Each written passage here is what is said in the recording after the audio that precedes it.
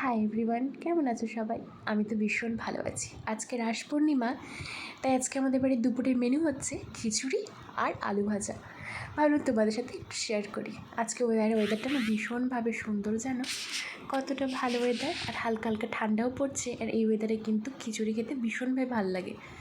আর দেখো আমার ঘরের অবস্থা, এই টাইমটাতে না, এই দুপুরের টাইমটাতে আমার ঘরে ভীষণভাবে রোদ পড়ে। চলো এবার খাওয়া দাওয়া করিনি, কারণ অনেকটা লেট হয়ে গেছে।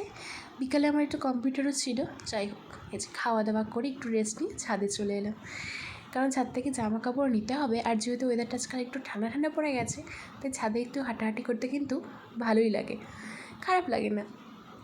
তাই ভাবলাম একটু হাঁটাহাঁটি করে, আর অনেক দিন না ছাদে যাওয়া হয় না। এখন তো কলেজ থেকে স্কুলের ইন্টার্নশিপের জন্য পাঠিয়েছে, তাই সেই 10:30টায় বেরোই, আর প্রায় 4:30-5টায় আসি। আর এসে এত টায়ার্ড হয়ে যায় যে ঘরে ঘুমিয়েই পড়ি, ছাদে আর আসা হয় না। আর ছাদের এই ওপরটাতে এত সুন্দর বাগান করেছে, প্রত্যেকটা ফুল গাছ দেখতে অসম্ভব সুন্দর। এখানে আবার কিছু কিছু ফলের গাছও আছে, কিন্তু কী কী ফলের গাছ আছে আমি ঠিক জানি না। তবে যতদূর সম্ভব আম গাছ, লেবু গাছ, এই গাছগুলি রয়েছে, লিচু গাছও রয়েছে। প্রত্যেকটা ফুলের গাছও তেমনভাবে আমি জানি না।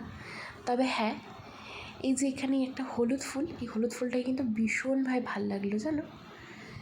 ভাবলাম তুলে নিই, কিন্তু পরে ভাবলাম না, গাছের ফুল গাছেই সুন্দর, এখানেই থাক। দেখতে এত সুন্দর লাগছে, তুলতে আর মন চাইলো না, ভাবলাম থাক।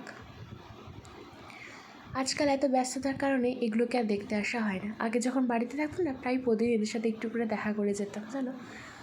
আর আমাদের নিচতলা ঘরে আঙ্কেলরা এই গাছগুলো লাগিয়েছে। আশপাশটা দেখো কত সুন্দর,